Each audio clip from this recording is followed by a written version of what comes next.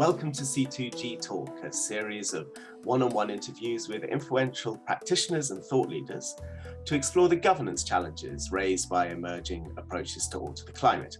I'm Mark Turner, Senior Communications Consultant with Carnegie Climate Governance Initiative, and I'm speaking today with Åsa Larsson Blind, who is a Swedish Sámi politician who currently serves as Vice President of the Saami Council, which promotes the rights of the indigenous Sámi peoples in Finland, Russia, Norway, and Sweden.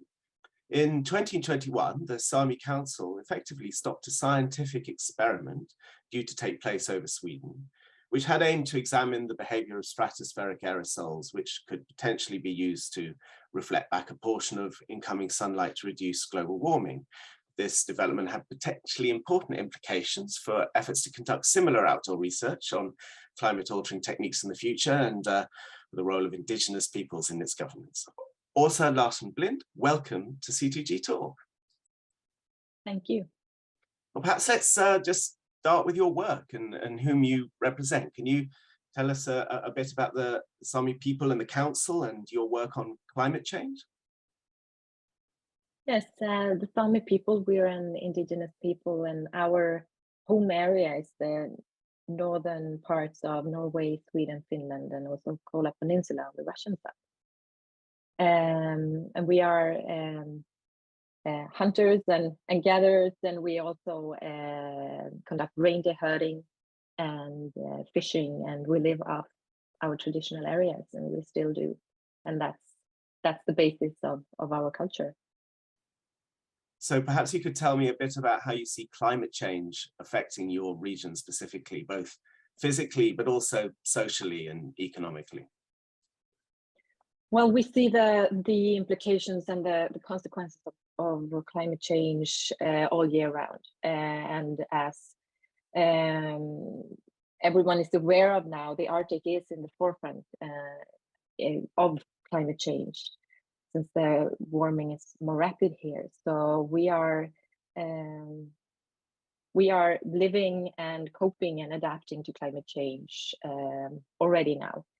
So this is very much something that we feel in our everyday life, since we, as my family, we are reindeer herders, and we are still dependent on weather and wind for our daily work. So of course, when it changes our everyday conditions. Yeah. So to what extent does the Sámi Council help, design and implement climate policy, both in your country, but also regionally and internationally? Yes, the Sámi Council, we are an NGO, an IPO, Indigenous Peoples Organization, and we've been around since 1956. So we've been around for a while. And we are working with climate change and we are promoting Sámi rights and Sámi culture and indigenous people's rights and cultures. I would say in everything that we do, but we are deeply committed to the work of climate change and environmental protection through both the UN processes, the Convention on Biological Diversity, and also the UNFCCC, the UN Framework Convention on Climate Change. We currently hold the Arctic representation in the facilitative working group under the local communities and indigenous peoples platform, the UNFCCC. So, and of course, not to forget the Arctic Council, where we are one of the 6 indigenous peoples organizations and we've been with it from the start. So we are deeply committed to this work, and we are working with it broadly, both internationally, but of course also in Sápmi and working with and towards our government also here in Sápmi. So you mentioned some of the cooperation. Could you say a little bit about how you see indigenous peoples in the Arctic region, but also beyond, cooperating, collaborating, establishing shared interests, and then essentially influencing and being heard in international meetings? Well, we have a very strong international cooperation between our brothers and sisters of indigenous peoples around the world. We are organized under these international processes in indigenous caucuses, as we say, and those also are intertwined between these processes. So we are very much collaborating, and we have a strong unity and united positions in many of the important parts of both climate change and also rights approaches, of course. So in that sense,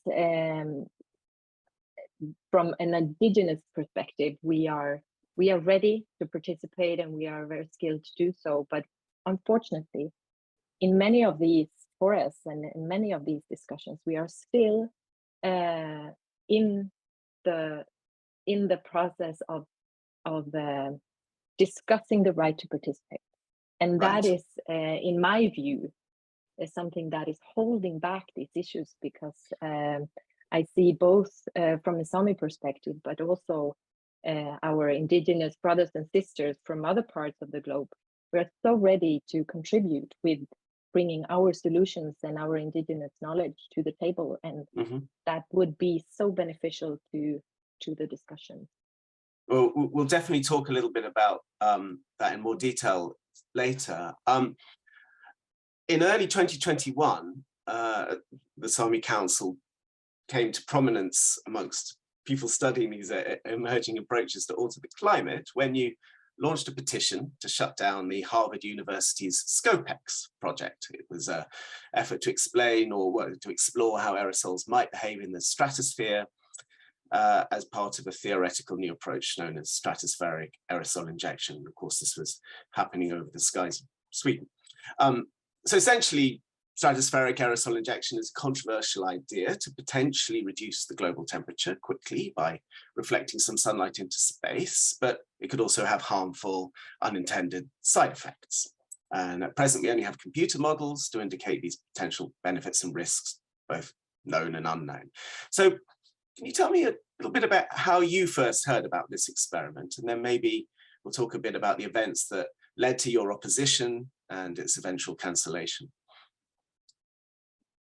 Well, we heard about this experiment through our international network of indigenous brothers and sisters. So we got an email saying that this is about to happen, and this is something you should look into. And that is how we heard about it. And from there, it was a steep learning curve. So once you got this email, how did you go about learning? Describe to me your journey on this steep learning curve. Well, we read into what this was, and we also had, of course, great help from indigenous friends that had been and are involved in this discussion, and also from our network of also other NGOs and environmental organizations that are working with these issues, and also that we are currently working with and with in other issues as well. So when we then understood that what this kind of technology was, and what this quite limited experiment that they wanted to do here in Sápmi were a part of, we quite quite directly felt that this is not something that falls into what we see as part of the work towards a sustainable future. This is not something that falls into what we see as respectable towards Mother Earth, and that is why we chose to also raise our voices. Okay, so what kind of reactions did you get when you started, to say, raising your voices and expressing this opposition? Well, we sent letters both to the responsible research group and also to the facility where they were planning this experiment, and also to the Swedish government, asking if this is part of the climate policy going forward, since this had been nowhere in the discussions so far. This was totally a new approach, and we hadn't heard of it. And as I know, this was not something that then was, and not now either, are discussed in the climate discussions on, well, not locally, not regionally, and I haven't really heard it nationally either. So, and we were, well, the reactions was respectful, but a bit, I think that people were a bit surprised that we reacted on it, since this, but also with an understanding that with our arguments, that this is a part of a much larger discussion that is yet to be had. Right. So in terms of your opposition, it was more, well, you described it just now as to the reasons why. So is it more to do with how this fit into the broader, direction that humanity is taking on climate change, or were there any actual specific concerns you had about the experiment itself and the potential impacts of that experiment? No, the experiment itself was very limited, and the experiment itself, I believe, without being a total expert on that, but I had not understood that would have had implications on the environment here. That was not the reason. The reason was that this was done or planned to be very clearly a part of developing this technology of solar geoengineering. And that idea is something that goes against what we believe is, from a Sámi Council side, part of our chosen way forward, and not what we see is what we should be targeting and what we should be doing when it comes to combating climate change. Since our focus is to protect the natural ecosystems and to secure and safeguard the natural environment, but we don't see that in the ideas of developing this technology. We don't see that it's targeting the root causes of climate change, and we don't see that it actually is done respectfully towards towards the environment. And as you weighed up your opposition and reasons for it, within that sort of decision making as to how you would proceed, did you also consider essentially the defense that some would have of this as well? We should have, about things we don't know, there should be scientific research to help learn more about what we do know and don't know. And I guess also in terms of the argumentation that perhaps this might be, well, I don't think anyone is claiming it would be a solution, at least I haven't. But the argument would be that it might help reduce risks while the solution is aimed at.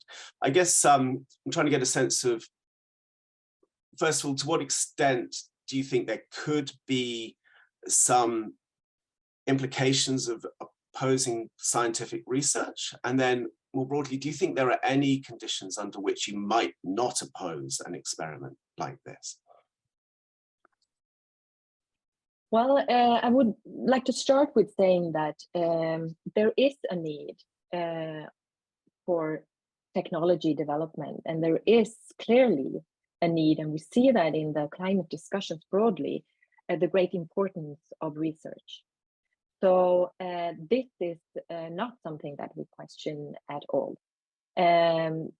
What we do oppose is the direction towards technology that do not actually target the root causes of climate change, and the great amount of resources that are put into that could be seen as feeding the idea of a quick fix, and the overbelief of technology being the main solution, and also then taking away the importance of the parallel transition of the society towards a more sustainable way of living. We cannot downplay and the need of change, and that we need to realize that the solution out of this crisis is a change in societal structures. And of course we need new technology, and of course we will need also research, and we need to listen to the researchers, and we have extensive research saying that we need to cut emissions and that we need to change the also economical structures on Earth, and we need to scrutinize power balances, and we need to take action, and they've been saying that for quite some time now. So our fear is that when we have now researchers saying that we might not need to change that much, we could actually, with the new technology, monitor and manage the whole Earth to the extent of also controlling the atmosphere.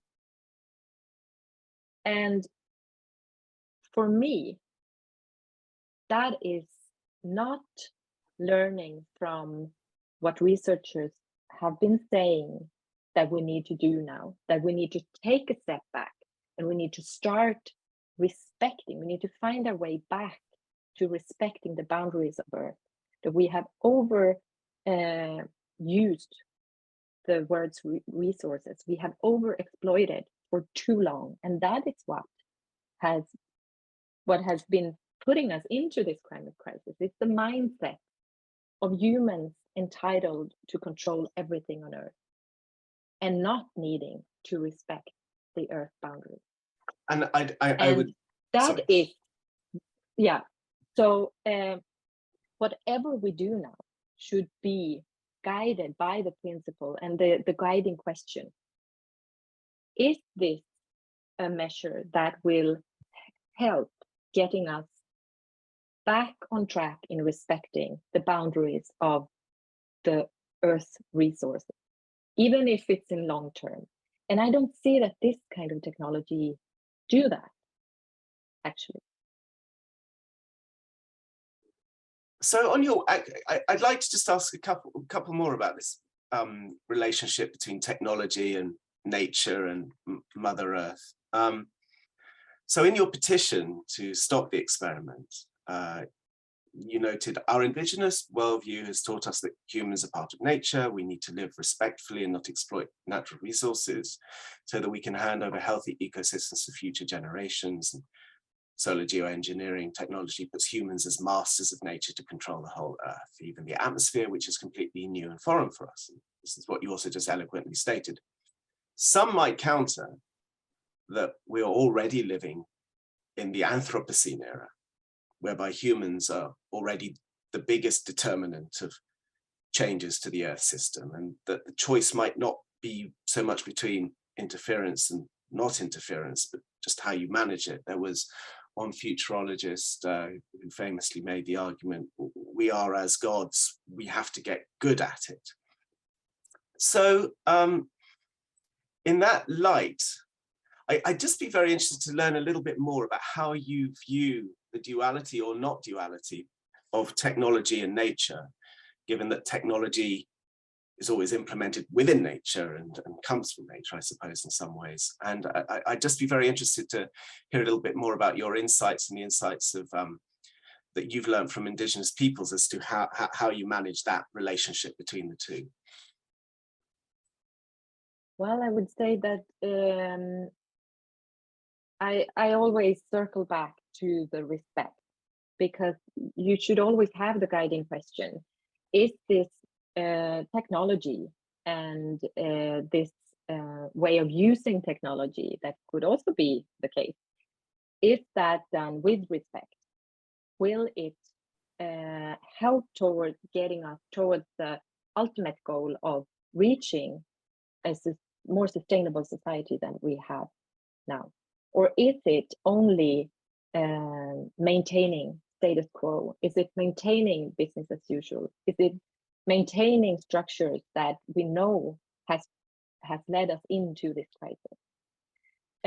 Because in my view, the goal is to preserve and to safeguard and protect the natural ecosystems, and to secure and promote the biodiversity on Earth that we know is in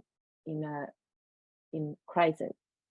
So all steps that we take and all technology that we use, we should have these guiding questions. And so the technology is, for me, a tool. It should not be controlling or steering.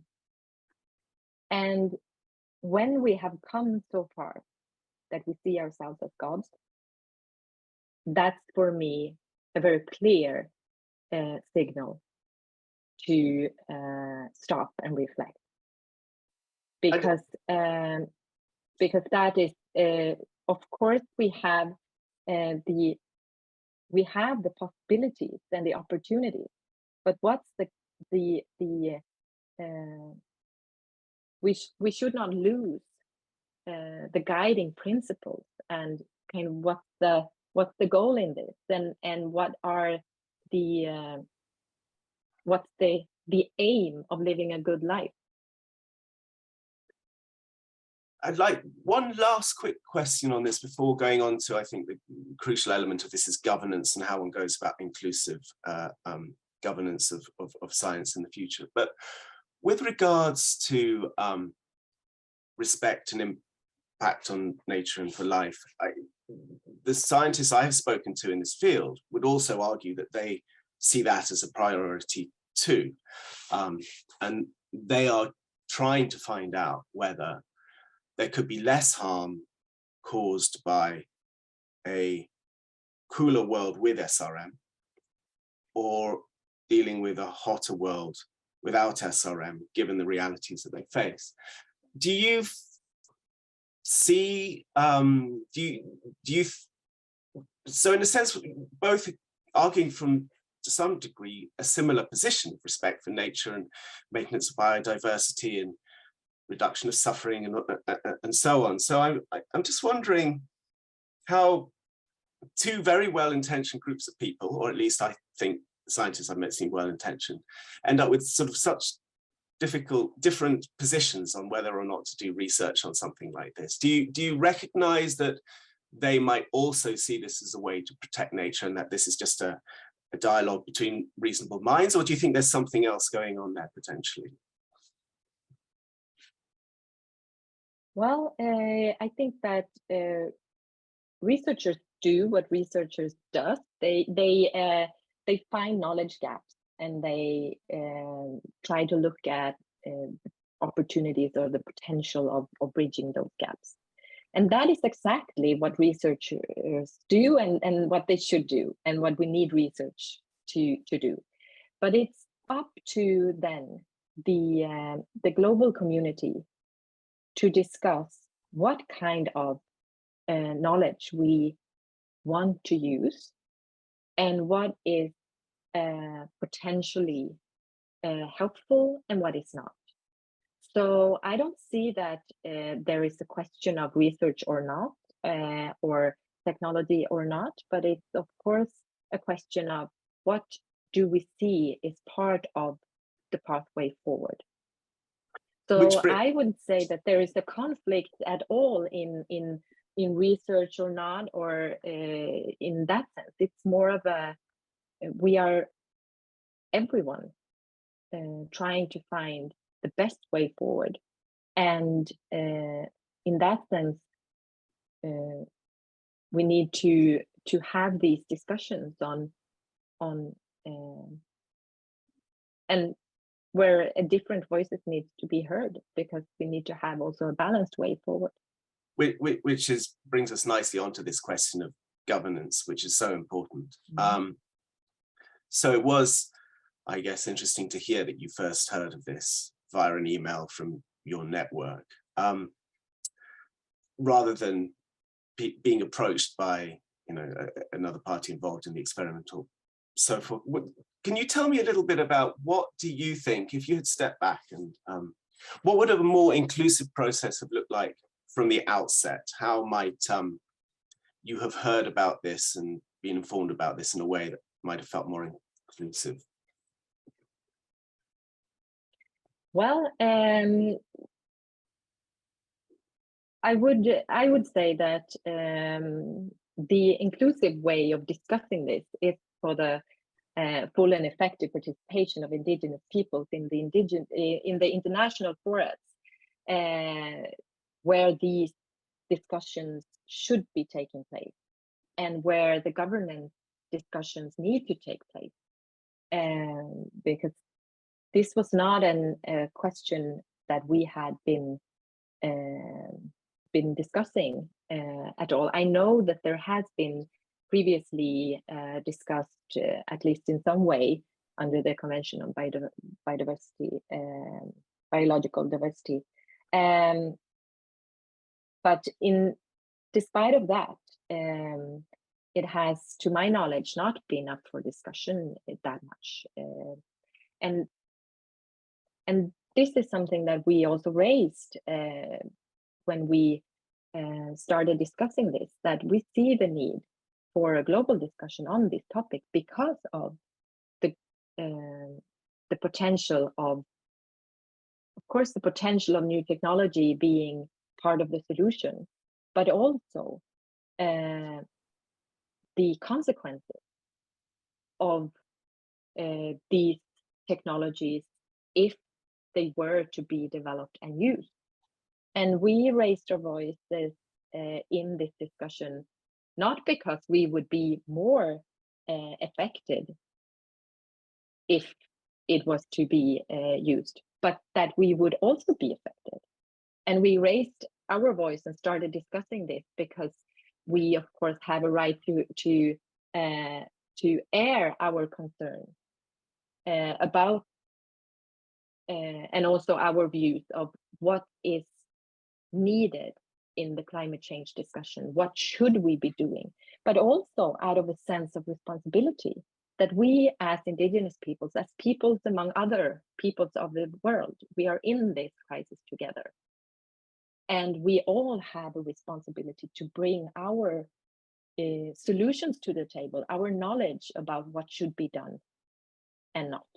And what is happening now worldwide is that indigenous peoples are being kept out of contributing to these discussions. And this is, I would say, this is a limitation to the climate change discussions, because indigenous peoples, as other peoples of the world, have so much to contribute to these discussions, and there is a need for including different voices and also indigenous peoples when we are discussing both technology development, but also other climate action. And unfortunately, we are still in the discussion of discussing and arguing for the right for full and effective participation. And that is something that we need to get beyond that. So I'd be interested in your thoughts of how to, what the right to say no, who might have that under what conditions? See, one thing is a broad governance discussion, but in terms of who can say no to something, whether an experiment or so forth. How do you see the relationship between local peoples where the experiment was going to take place, Sámi people, and obviously those you're working with, and then the sense of a broader global discussion as to whether this might or might not help advance knowledge? Do you think that there is a particular or a greater right to say no of local people in an area where that experiment would take place for an experiment that could have global consequences? I'm not sure if I'm expressing myself correctly, but I think you might get the idea. How do you balance the needs of people in, let's say, tropical countries with the sort of local concerns of Sámi people? Well, once again, I think the only way to balance this is to make sure that different voices and people concerned are part in the decision-making discussions. Because of course, it's always something that needs to be balanced, but everyone lives somewhere. Right. And we are all part of the crisis, even if we are feeling it and experiencing it a bit differently, depending on where we live today. But we do see that we have already climate refugees in the world, and we in the Arctic feel the changes already now. There are people on Earth that are still talking about climate change as something to come. So I think that to join different voices in discussing these issues are the only way forward. And then because and we need these global forums, and we have structures for it that of course could be amended a bit to be more inclusive. But I do believe that we could have structures for it. But I think that with these opportunities to decide, that needs also to be linked to the responsibility of also balancing risks and also taking different voices into account. Because even if we've heard the very many times stated that what happens in the Arctic do not stay in the Arctic. Well, that's the same for other parts of the Earth.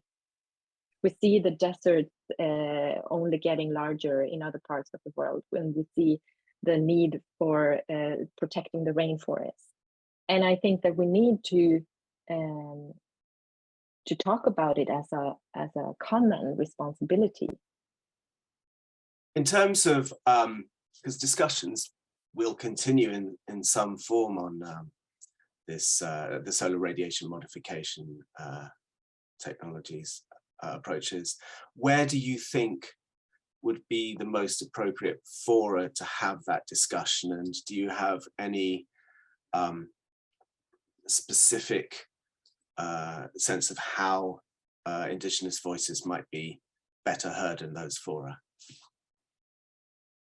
Well, I believe that any discussions on different kinds of technology needs to be lifted into the discussions where we discuss climate action already now. And we need also to bring together different parts of the research community, because we have the natural scientists and the social scientists, and we need to bring also into that discussion the indigenous knowledge, and we need to make decisions for the future on best available knowledge. And we cannot take these balanced and well-informed decisions if we have discussions in silos. So we need to bring our experts together And we need to realize that technology can only be a tool for the long-term goal. So it can never be the sole solution, but it will be, I am sure of, part of a solution that we need. Maybe not solar radiation management, but other kinds of research and technology is, of course, already a big part of us managing the climate crisis, and I'm sure will be also going forward. But with the always guiding principal questions, that question of is this leading us towards the long-term goal? Is this leading to true sustainability? Is this respectful? Will this help us connect with Mother Earth? And will this help us get back to living within the boundaries? Will this help us not overexploit anymore? I wonder if I could finish on a more personal note. I find it just so interesting to hear how different people manage issues of anxiety, grief, fear, and hope around the climate crisis. I mean, it's such a difficult topic. When you really dig into it and see the extent of the problem, it can take quite a personal toll on professionals working in the field. How do you personally balance acknowledging the depth of the crisis, but maintaining a sense of hope? And I also perhaps wonder if I could expand it. Do we see any lessons from Sámi communities into how they've learned to navigate issues of anxiety and grief and loss, seeing the changes around them, whilst at the same time maintaining some agency and hope that they can work against these changes happening? Well, in the Sámi culture, we are dependent on our areas. And we are still living our traditional livelihoods, like reindeer herding, that are sustained by our natural surroundings and natural environment. So we have this link to our territory. So in that sense, we have no choice than to believe that there is a way forward that will also protect our areas and our natural ecosystems, that will let us give them forward to future generations. And in our culture, we talk about 7 generations back and 7 generations forward. And that makes us being part of a much bigger universe than only us here and now. And we have teachings from way back that helps guide us, and we also have the clear goal of the generations coming after us should also have the possibilities to sustain themselves on these areas. And that also helps us being humble, because we usually talk about that we borrow the land from our children. And that is some of the respect that we want to also spread to our other parts of the society that may not have this link anymore and connection to their environment. And I believe that we can find that again. There are so many peoples around the world that still have these teachings, and I believe that finding your place in